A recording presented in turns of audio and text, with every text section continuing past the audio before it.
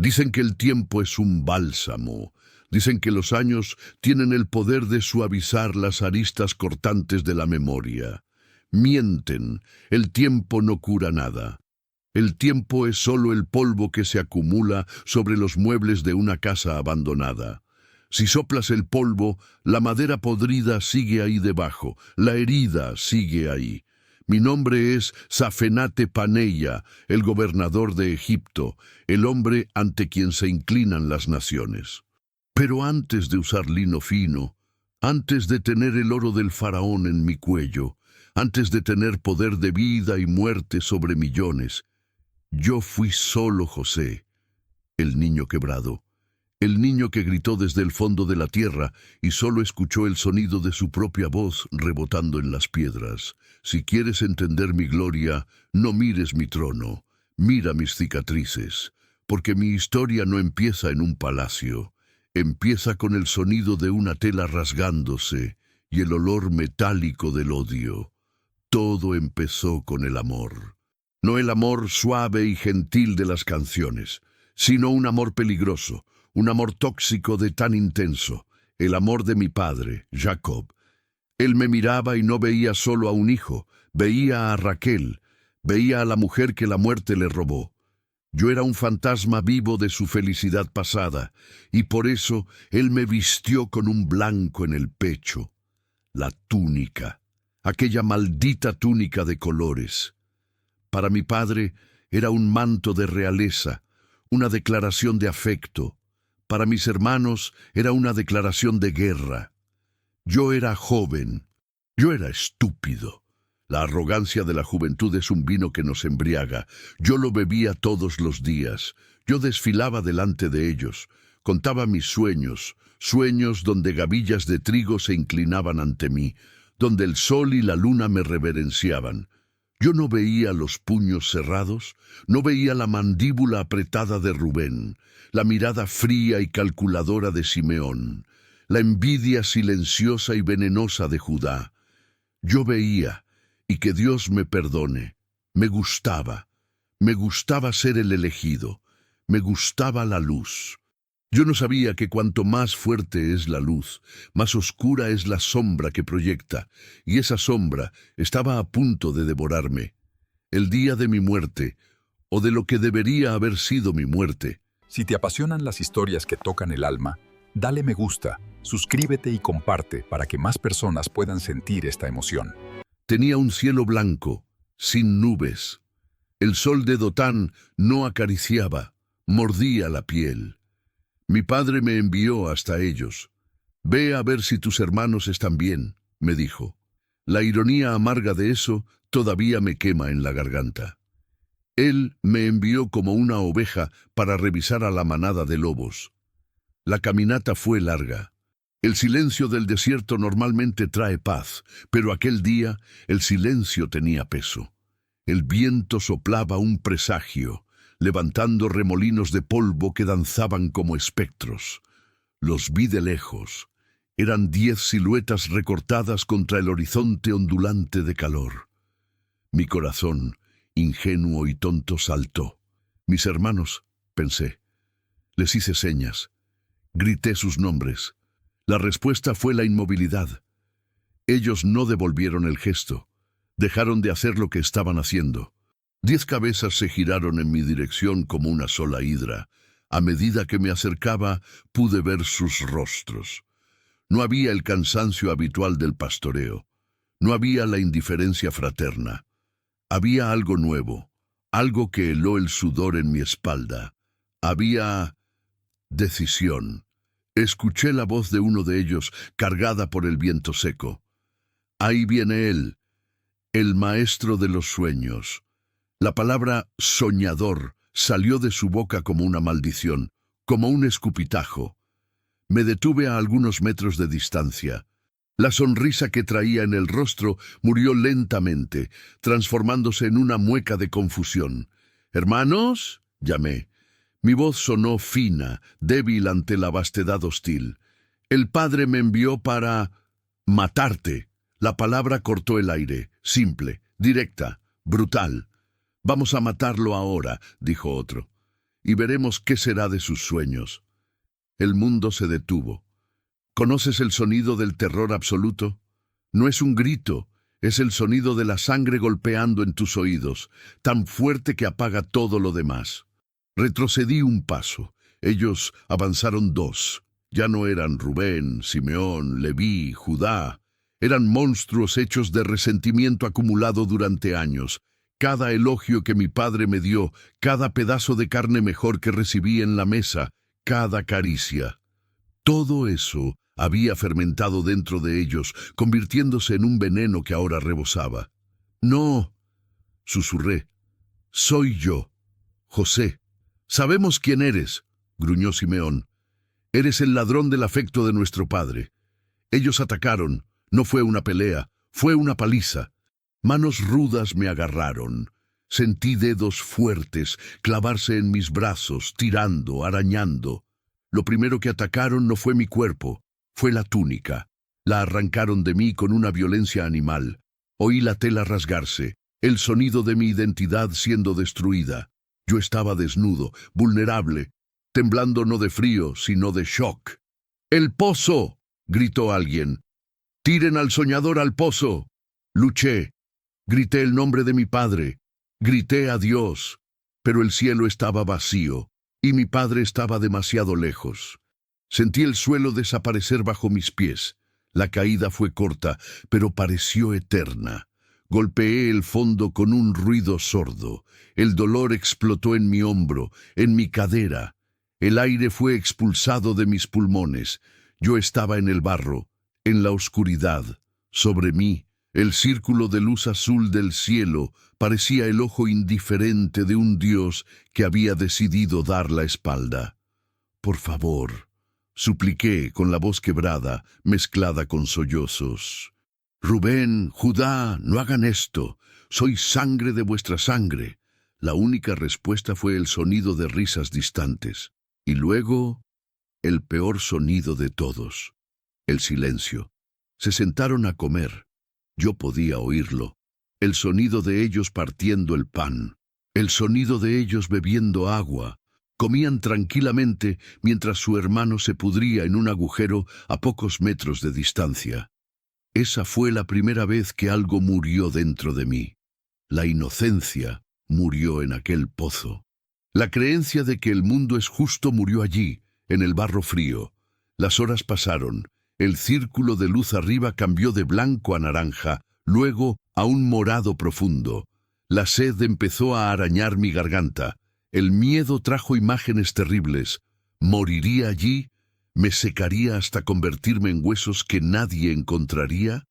¿Sabrá mi padre? ¿O dirán que una fiera me devoró? Entonces escuché voces diferentes, el sonido de camellos, el tintinear de metales, una lengua extraña, gutural, ismaelitas. Miré hacia arriba y vi la silueta de Judá bloqueando la luz. ¿Qué provecho tendremos en matar a nuestro hermano y esconder su sangre? Su voz era pragmática, fría como una hoja de mercader. Vamos, vendámoslo a los ismaelitas. Al fin y al cabo, es nuestra carne, es nuestra carne. Él dijo eso no para salvarme, sino para lavar la conciencia y para lucrar.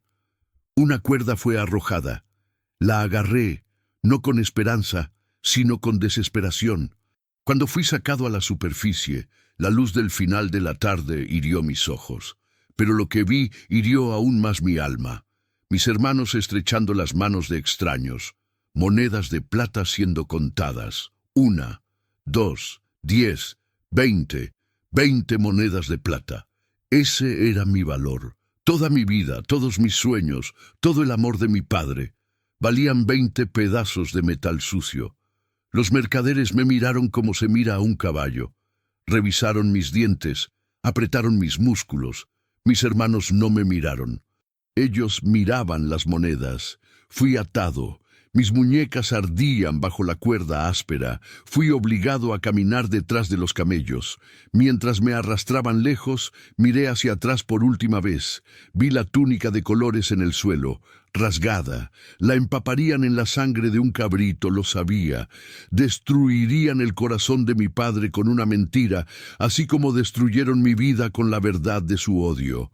El valle de Dotán quedó atrás. Delante de mí, solo el desierto.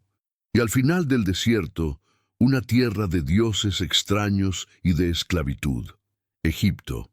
Caminé y a cada paso, una lágrima seca marcaba mi rostro cubierto de polvo. Yo no lo sabía, pero José había muerto en aquel pozo. El esclavo que caminaba ahora hacia Egipto era otra persona. Alguien más duro, alguien hueco. Miré hacia el cielo, buscando una estrella, una señal. Nada, solo la noche cayendo sobre mi alma. Dios estaba en silencio, y el silencio de Dios es el sonido más alto del universo.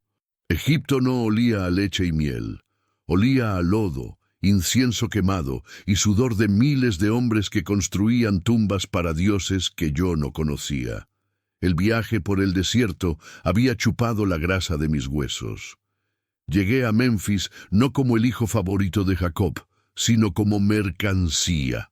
Una cosa, un animal bípedo cubierto de polvo y heridas. Mis hermanos me vendieron por 20 monedas. En el mercado de esclavos de Egipto fui vendido por mucho más. La ironía era palpable. Mi valor aumentaba a medida que mi humanidad disminuía. Fui comprado por Potifar. Él no era un hombre común, era el capitán de la guardia del faraón, un hombre hecho de granito y disciplina. Cuando me miró por primera vez, no vio a un muchacho hebreo asustado, vio herramientas, vio brazos para cargar, piernas para correr, espaldas para doblar, y yo me doblé.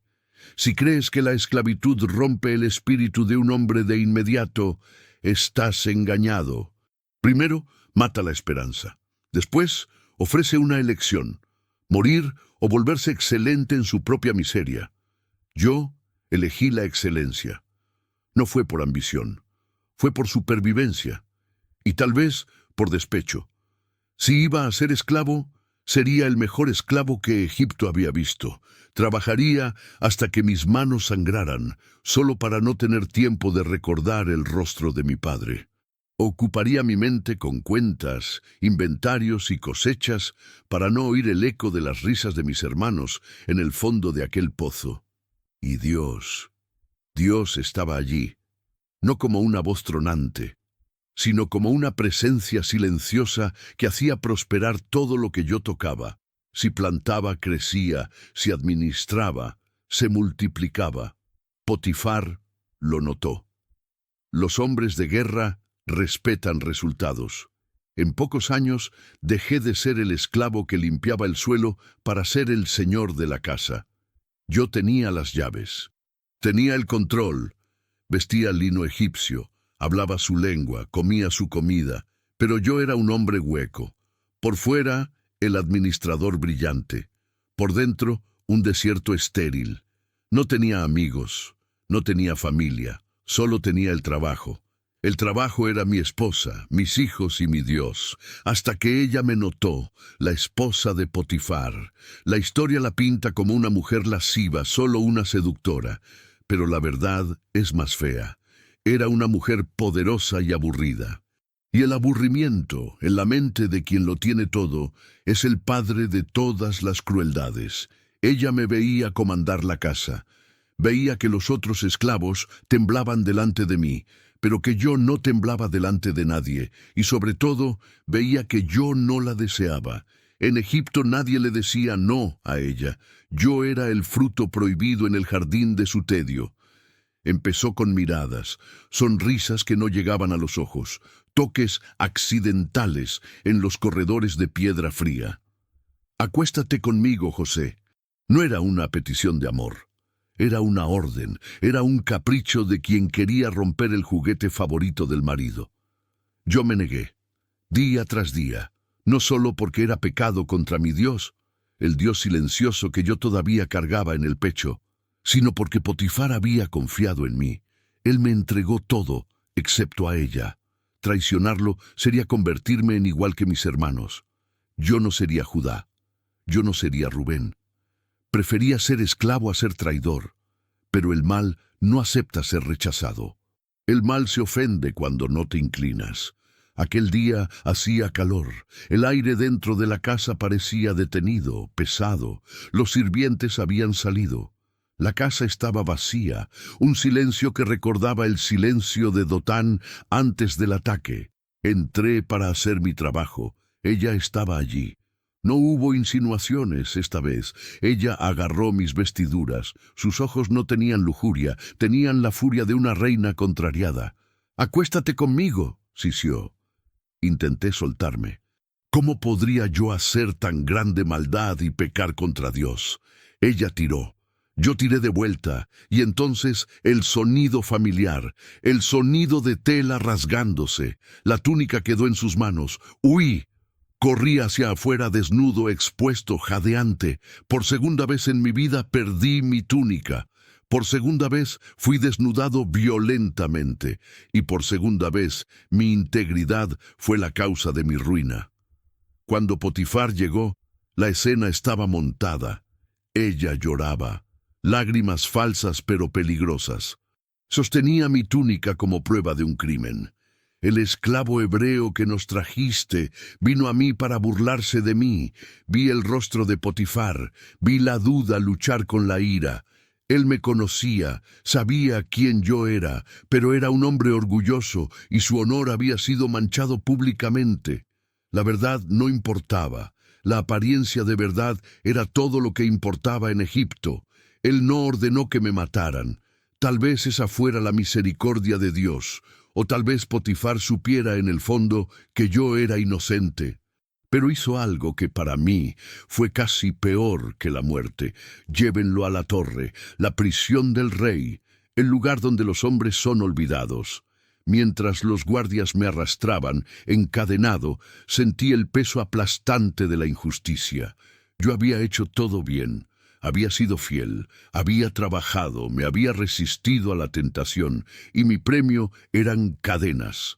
Las puertas pesadas de la prisión se cerraron con un estruendo que sonó como la tapa de un ataúd. La oscuridad me envolvió de nuevo. El olor a moho, a orina y a desesperación llenó mis fosas nasales. Apoyé la cabeza en la pared fría de piedra y me dejé caer al suelo. Primero el pozo, ahora el calabozo. Parecía que el destino de José era siempre descender. Descender a la oscuridad, descender al olvido. Cerré los ojos y en esa oscuridad una pregunta quemó mi alma, más dolorosa que cualquier látigo. ¿Vale la pena ser justo? El silencio del calabozo me respondió. Y esta vez yo no lloré, solo esperé. Porque el niño soñador estaba definitivamente muerto, y el hombre que nacería en aquella prisión sería forjado en el fuego del infierno. Existe un tipo de oscuridad que no es solo ausencia de luz, es una sustancia, entra por tus poros, llena tus pulmones y se aloja en tu mente. La prisión del faraón estaba hecha de esa oscuridad. No había días ni noches en el calabozo. Solo había ciclos de hambre y ciclos de sueño inquieto. El tiempo, que en el campo abierto corría como una gacela, allí se arrastraba como una serpiente herida. Perdí la cuenta de los días, perdí la cuenta de las lunas. En cierto momento, tuve miedo de perder incluso mi nombre.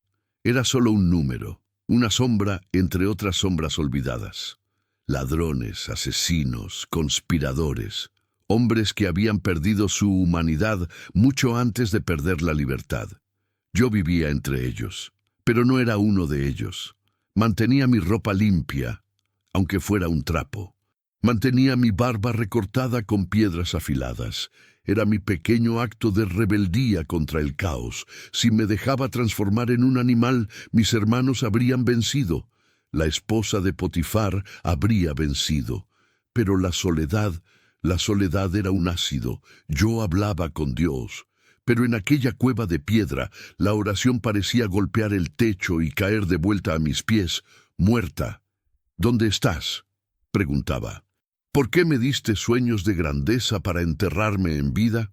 El silencio era la única respuesta. Y el silencio de Dios, cuando eres inocente, no trae paz, trae locura. Entonces ellos llegaron, el copero y el panadero del rey, hombres que días antes servían vino y pan en la mesa más poderosa de la tierra. Ahora estaban allí, tirados en la misma suciedad que yo. La presencia de ellos trajo una extraña electricidad al aire viciado de la prisión. Olían a miedo. El miedo de quien tenía mucho y lo perdió todo en un abrir y cerrar de ojos. Cierta mañana vi sus rostros trastornados, ojos rojos, manos temblorosas.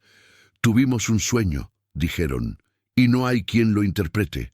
Sueños. La palabra golpeó mi pecho como una puñalada. Los sueños fueron el inicio de mi gloria y la causa de mi ruina. Yo debería odiar los sueños. Debería haberles dado la espalda y dejar a esos hombres con sus pesadillas. Pero la compasión es un vicio difícil de abandonar. Y tal vez una parte de mí, la parte que todavía creía que había un propósito, encendió una pequeña llama. ¿No pertenecen a Dios las interpretaciones? Contadme. El copero habló primero. Habló de vides, de uvas exprimidas en la copa del faraón. Mientras hablaba yo vi, no con mis ojos, sino con los ojos del alma, vi la restitución, vi la luz del sol, el olor del vino, la risa del rey. En 3 días, dije, y mi voz tembló con la fuerza de la revelación. El faraón levantará tu cabeza y te restituirá a tu lugar. El rostro de él se iluminó. La esperanza es algo hermoso y terrible de ver en el rostro de un condenado. Y en ese momento me rompí. El príncipe del polvo, el hombre estoico, el prisionero modelo, desapareció. El que habló a continuación fue el niño desesperado. Apreté el brazo del copero. Mis dedos se clavaron en su piel con demasiada fuerza. «Pero acuérdate de mí cuando te vaya bien», supliqué. No pedí, supliqué. «Hazme misericordia, mencióname al faraón, sácame de esta casa, porque fui robado de la tierra de los hebreos, y aquí nada hice para que me pusieran en esta cueva. Puse mi vida en las manos de su memoria». Entonces el panadero habló. Animado por la buena noticia del otro, contó su sueño. Canastas en la cabeza, pájaros comiendo el pan. Lo miré y sentí un sabor a ceniza en la boca. La visión no era de vida, era de muerte. Quise mentir, quise darle 3 días de paz antes del fin, pero la verdad es una carga que el profeta no puede dejar. En 3 días, mi voz salió ronca, pesada. El faraón quitará tu cabeza, y las aves comerán tu carne. El silencio que siguió fue peor que los gritos. 3 días después sucedió, exactamente como yo había dicho. Oí los gritos del panadero siendo arrastrado al patíbulo. Vi al copero ser llevado, lavado, vestido de lino, sonriendo, volviendo a la luz. ¿Él me miró antes de salir? No. Estaba demasiado ocupado siendo feliz. Me quedé en la puerta de la celda agarrando los barrotes, con el corazón latiendo en la garganta. Él va a hablar de mí hoy, pensé. Mañana vendrán los guardias. Esperé 1 día, 2 días, 1 semana, 1 mes. Cada paso en el corredor hacía que mi corazón se disparara. Es ahora, es el perdón, pero nunca era para mí. El copero se olvidó. Bebió el vino de la libertad y se olvidó del sabor amargo de la prisión. Se olvidó del hombre que le había dado esperanza. La ingratitud humana es más fría que el invierno del desierto. Pasó 1 año, luego otro, 2 años enteros, 730 días de espera corrosiva. ¿Sabes lo que pasa con el alma de un hombre cuando la última gota de esperanza humana se evapora? Se endurece, se vuelve acero. Dejé de mirar hacia la puerta, dejé de esperar en los hombres. En ese segundo año, algo cambió. El dolor dejó de ser una herida abierta y se convirtió en cicatriz.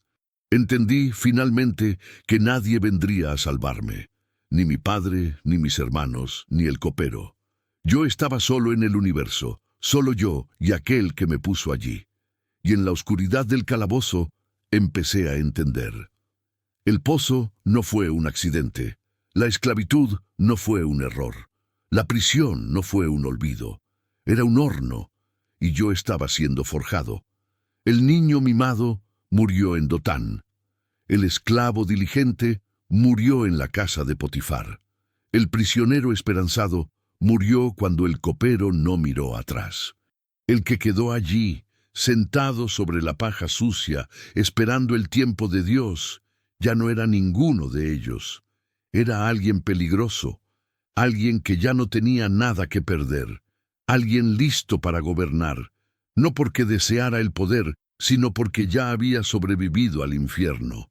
Y entonces, en una noche cualquiera, cuando ya no esperaba nada más que la muerte, los portones se abrieron. No para traer a otro condenado, sino para buscar la única respuesta que quedaba en Egipto. Aquella noche, el ruido del cerrojo no sonó como castigo, sonó como el fin de una era. Vinieron 2 guardias. Sus rostros no mostraban la indiferencia cínica de siempre. Había algo en ellos, una mezcla de urgencia y miedo. «Levántate, el rey manda llamarte». Yo no salté. Me levanté despacio, permitiendo que la luz del fuego de la antorcha me cegara. Yo era un hombre que no tenía prisa.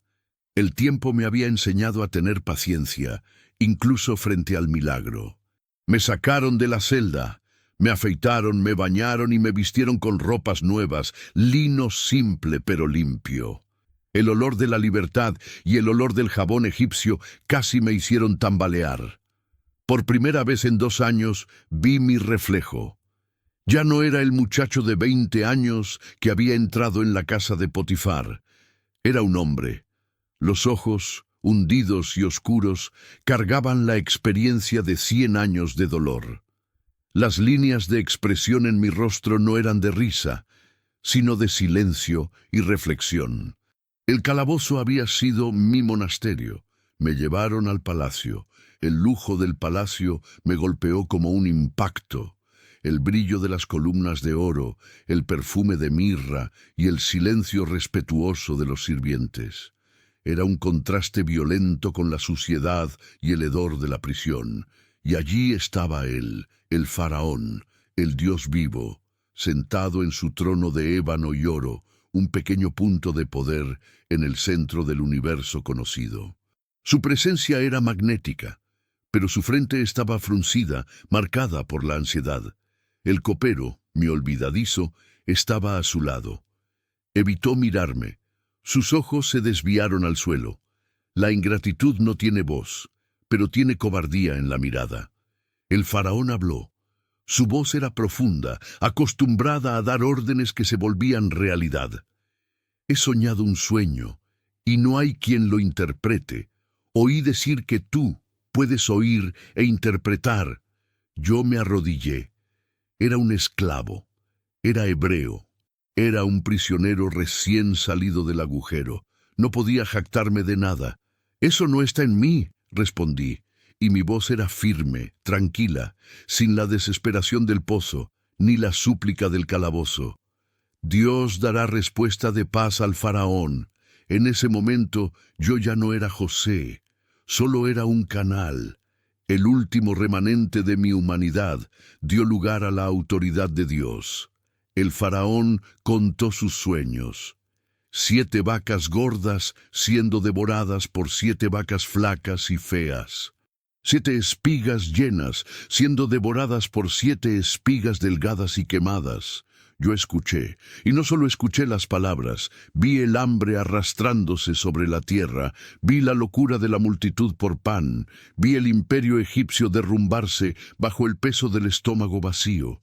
El sueño del faraón es uno solo, empecé. La voz era fría, calculadora, la voz de un economista, no de un profeta. Dios ha mostrado al faraón lo que va a hacer. Vienen 7 años de gran abundancia, y después vendrán 7 años de hambre tan cruel que se olvidará la abundancia en toda la tierra de Egipto. El silencio en la sala era absoluto. Los sabios de Egipto, los magos, los consejeros, todos estaban paralizados por el miedo. La profecía era clara, la destrucción era segura. No me detuve en la profecía, ofrecí la solución que había sido forjada en mi propio dolor. Es necesario que el faraón escoja un hombre entendido y sabio, que lo ponga sobre la tierra, que nombre intendentes sobre el país, que recojan la 1/5 parte de toda la cosecha de los años de abundancia y almacenen el alimento en las ciudades para el tiempo de angustia. Yo había sobrevivido al olvido. No dejaría que Egipto cayera por falta de planificación. El faraón me miró fijamente. Sus ojos escudriñaron mi alma, buscando fallas, mentiras. Solo vio la verdad fría y la competencia absoluta de alguien que aprendió a sobrevivir. ¿Hallaremos acaso a otro hombre como este, en quien esté el Espíritu de Dios? No preguntó, declaró. Lo que siguió fue un vértigo de poder. Fui sacado del palacio y en menos de 1 hora mi vida de esclavo y prisionero había sido pulverizada. El anillo del faraón fue puesto en mi dedo, el sello de la autoridad suprema. Me vistieron con ropas de lino finísimo. El peso del oro egipcio en mi cuello era casi insoportable. Me colocaron en el segundo carro del faraón, y el pueblo se inclinaba delante de mí gritando, «¡Abrid camino!». Ya no era José, era Safenate Paneia, el salvador de Egipto, el administrador, el hombre que podía ver el futuro y preparar el presente. Yo estaba en la cima. Mirando hacia abajo, veía el palacio, el Nilo, las pirámides que serían construidas.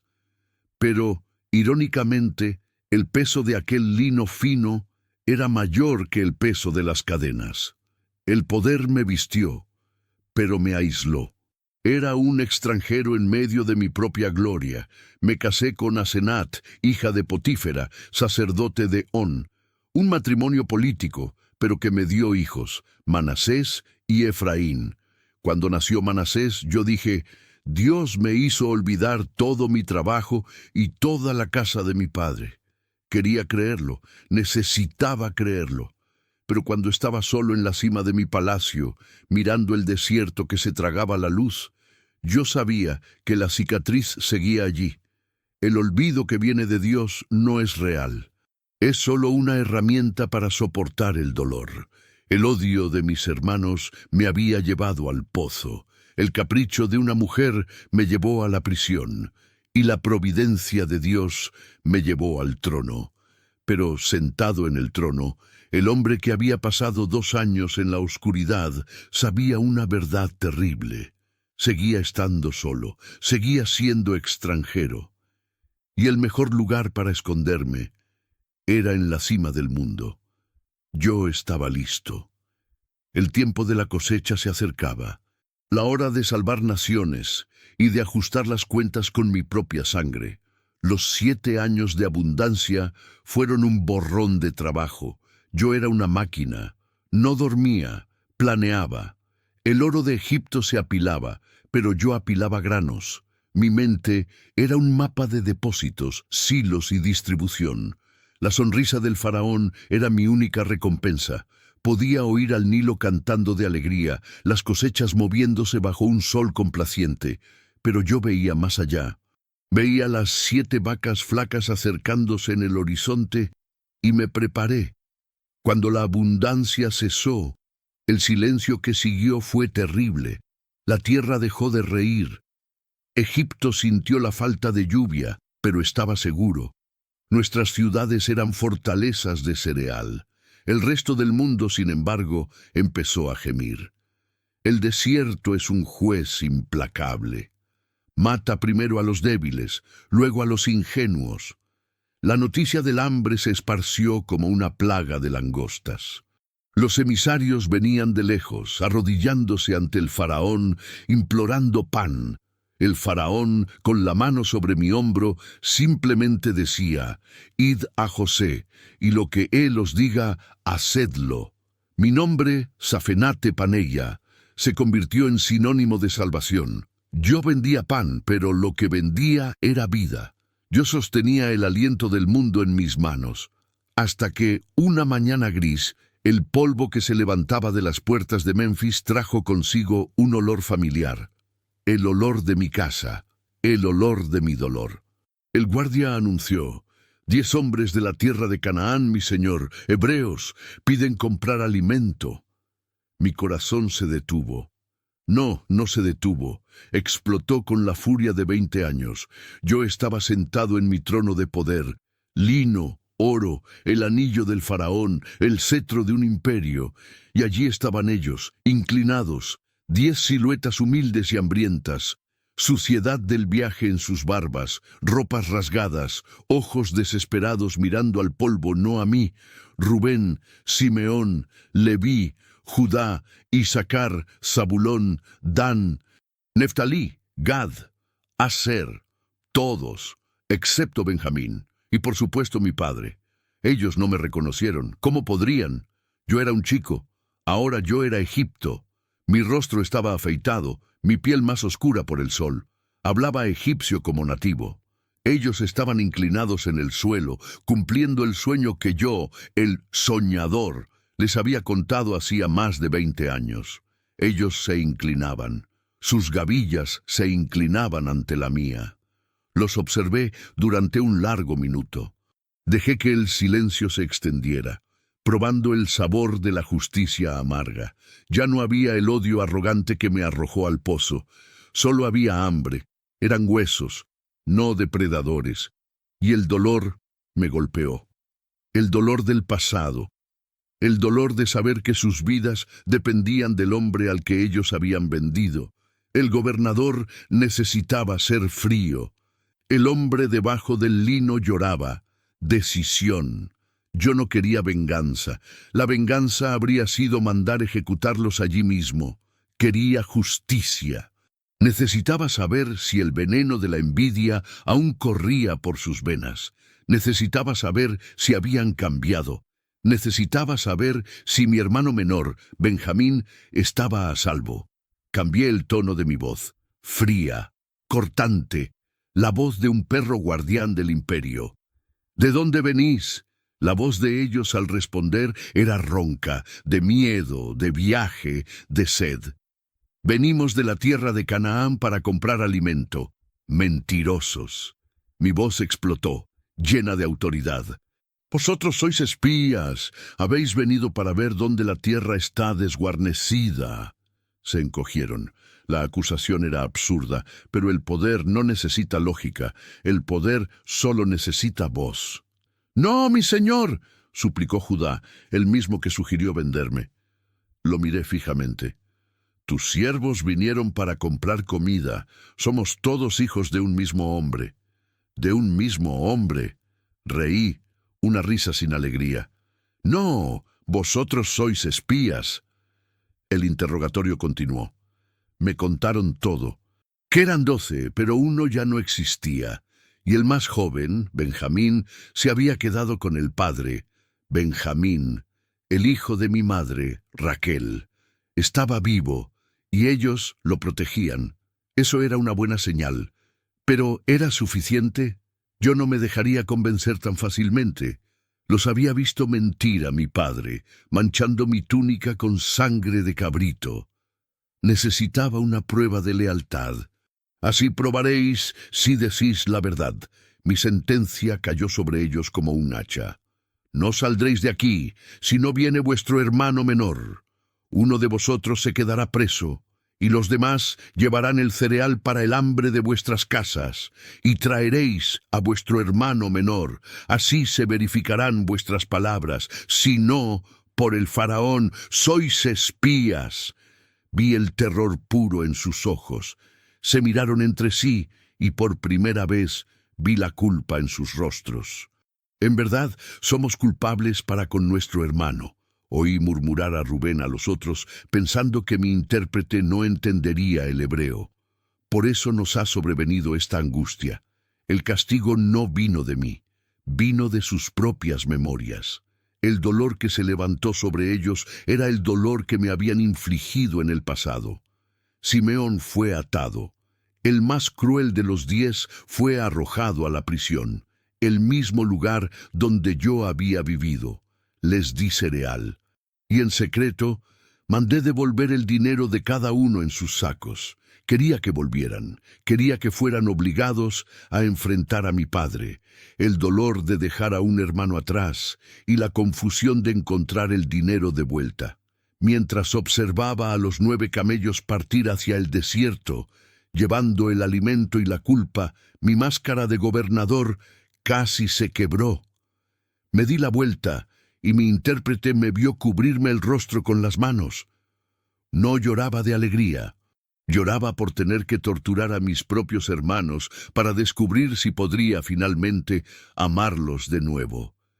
El reencuentro fue una partida de ajedrez de sangre y alma, y la pieza final seguía en Canaán. Ellos volvieron. El desierto los había castigado 2 veces, primero con el hambre, segundo con la culpa. El dinero devuelto en sus sacos era un fantasma. Simeón estaba encadenado en alguna celda egipcia, y para volver tuvieron que arrancar a Benjamín de las manos de mi padre. El viejo Jacob, que había perdido a Raquel, que me había perdido a mí, ahora enfrentaba el dolor de perder al último hijo de ella.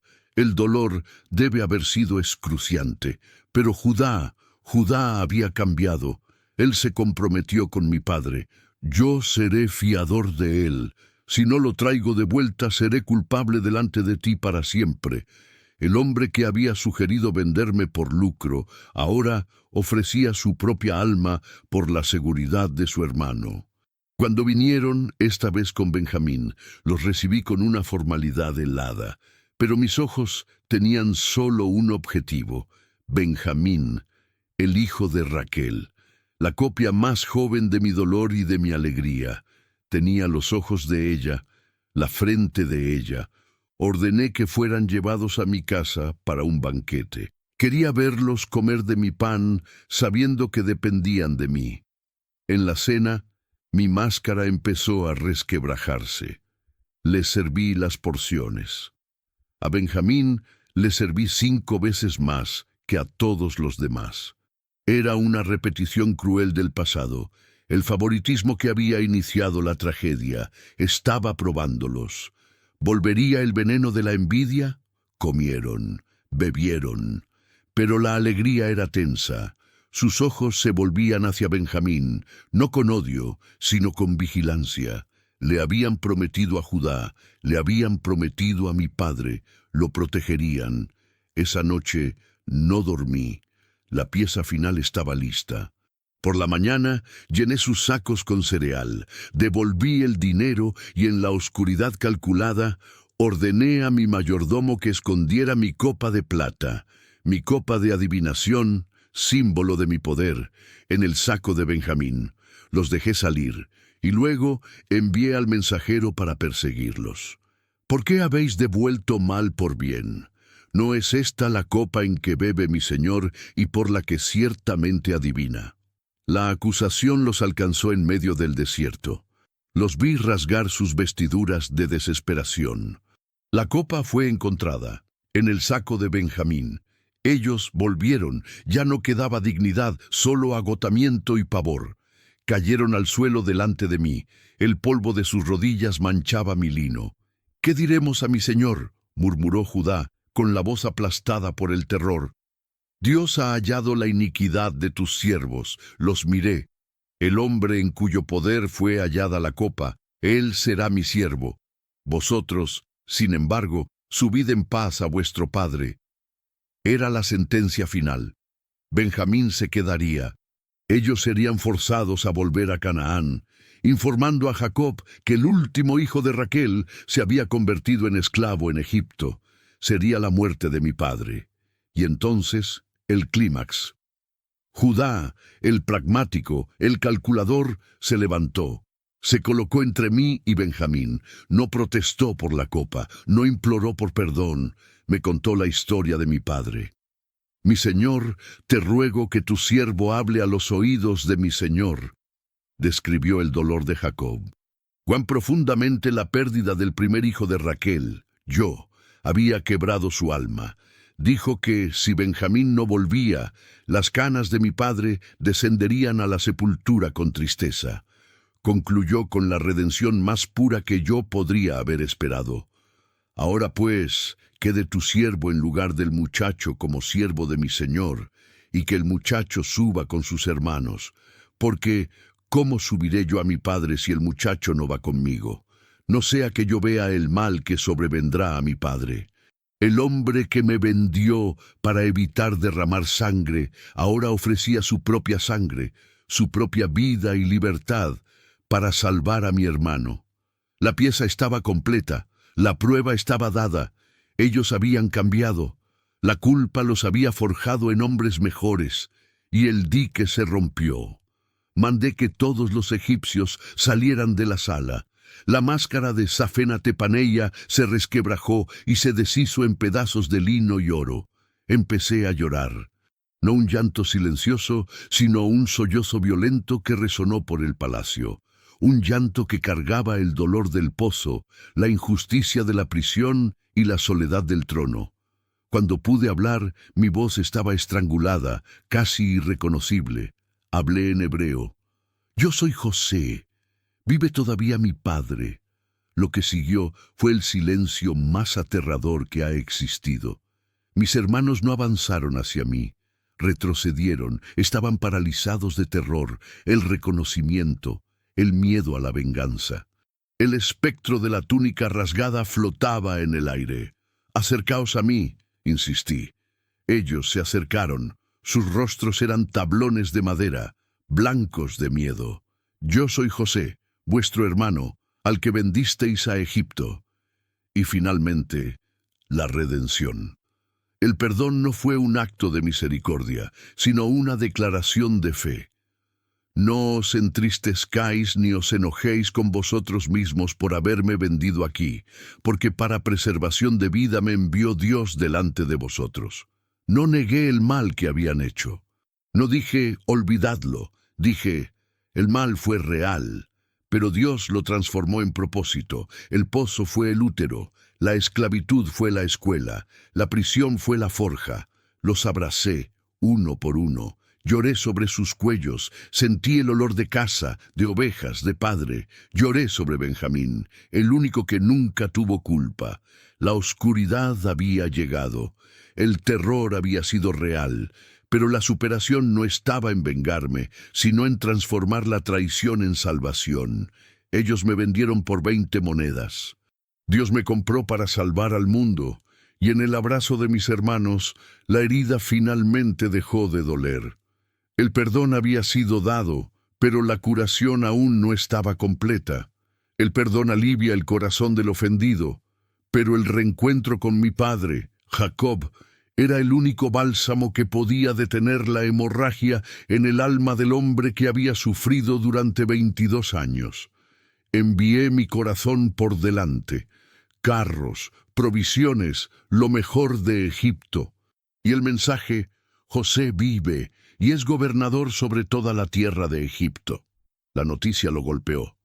Mi padre, el pastor de ovejas, el hombre que luchó con un ángel, el patriarca que había llorado sobre mi túnica rasgada.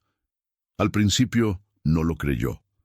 Sus huesos estaban demasiado cansados para la esperanza, pero cuando vio los carros que yo envié, la riqueza, la prueba concreta, la opulencia que solo el faraón podía conceder, el espíritu de Jacob revivió. Dijo la frase que me había sostenido a través del desierto: «Basta, mi hijo José vive todavía, iré y le veré antes de morir». El viaje fue largo para él. Para mí fue una espera excruciante. Salí de Memphis. El cortejo real era inmenso, pero yo no veía el oro ni el lino. Solo veía el camino que me llevaría a mi pasado, el camino que me sacaría de Egipto y me llevaría a mi padre. El encuentro fue marcado en Gosén. el lugar donde planeé el refugio de mi familia, el lugar apartado donde podrían pastorear lejos de la corrupción de la corte egipcia. Cuando mi carro de guerra se detuvo y vi el convoy de carros y camellos de mi padre, me faltó el aire. Estaba viejo, mucho más viejo de lo que yo recordaba. Los años de luto habían esculpido surcos profundos en su rostro. Su barba era blanca como la nieve, pero sus ojos, esos ojos de profeta, aún ardían. El gobernador de Egipto, el hombre que había negociado con el hambre mundial, el hombre que estaba por encima de todos los hombres, tambaleó. Bajé del carro. No hubo formalidades, no hubo guardias, no hubo distancia de Zafenate Paneia. Solo estaba José, el hijo.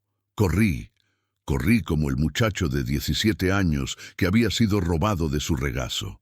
Él intentó correr también, pero la edad lo retuvo.